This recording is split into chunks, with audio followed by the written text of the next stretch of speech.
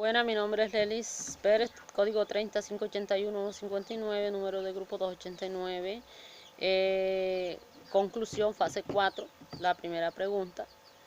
¿Por qué considera que la temática escogida es pertinente? La considero pertinente porque por medio de ella se logran muchas cosas que por derecho el gobierno no tiene que cumplir y no lo hace. El escaso interés de los gobiernos ha hecho que esta población tenga mayor aceptación en todo el mundo entero, y porque por medio de ello es que el gobierno nos cumple.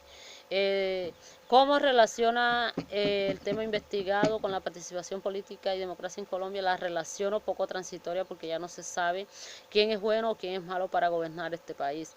A la sociedad aún participa en estas protestas y elige a quien quiere, pero la democracia para nosotros ya no tiene credibilidad, y lo mismo la política por el mal uso que le han dado.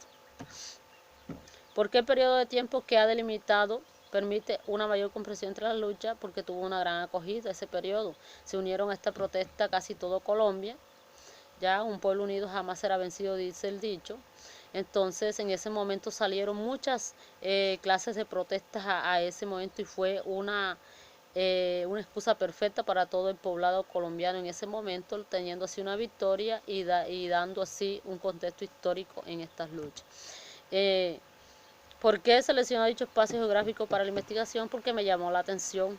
Me llamó la atención en ese momento cómo un pueblo se unió a estas protestas estudiantiles para que el gobierno les cumpliera en ese entonces, y desde ahí se ha desencadenado unas protestas estudiantiles para que el gobierno igualmente cumpla con nosotros.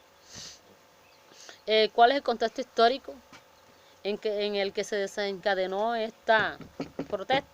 La caída de la dictadura de Gustavo Rojas Pinilla, y también la Federación de Estudiantes, la ruptura del Frente Civil.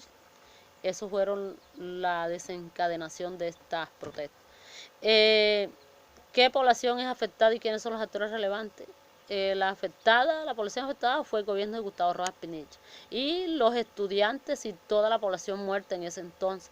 Y los actores relevantes fueron principalmente los estudiantes, el Frente Civil, los altos mandos militares.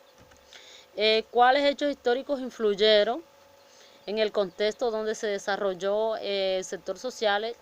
Uno de los contextos históricos, los hechos históricos, fue el arresto de Guillermo León Valencia, candidato del llamado Frente Civil, que fue lo que hizo que se revolucionaran más las protestas, y la caída de Gustavo Rojas Pinilla el 10 de mayo de 1957, que fue el hecho más influyente, el hecho histórico más influyente en este contexto.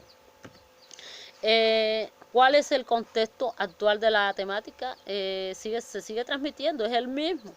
Ya, entre todos los estudiantes de la nueva generación, ya por las inconformidades, por el rechazo, mal manejo de los recursos estudiantiles, poco cumplimiento de parte del gobierno con esta población, en fin, son muchas cosas las cuales vienen sucediendo desde hace tiempo en este sector social, y no se sabe hasta cuándo. Mientras tanto, los estudiantes siguen marchando y marchando hasta que el gobierno por fin le ponga punto fin a estas cosas. ¿Cuál es la relación de la temática investigada con el concepto de cultura? Las protestas estudiantiles. Para mí son las actitudes de los ciudadanos determinadas a manifestar frente a unas circunstancias de la educación, la vida política y el sistema político en la que ésta se fija. Esto es un producto de los modelos establecidos de comportamiento político históricamente. El concepto de cultura política son el conjunto de esas actitudes, de esas creencias que dan orden y significado a ese sistema político.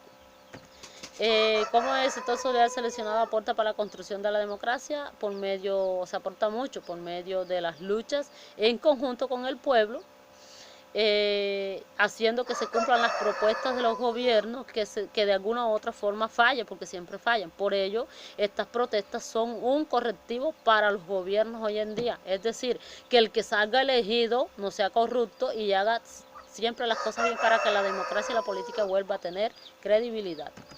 Conclusiones: teniendo en cuenta la temática desarrollada, la democracia y la participación social en Colombia me deja como satisfacción y un aporte a mis conocimientos, entendiendo que la cultura política son las actitudes de las creencias que dan orden en lo político y defendiendo las poblaciones, la soberanía del pueblo, es la cultura política, defiende la soberanía del pueblo.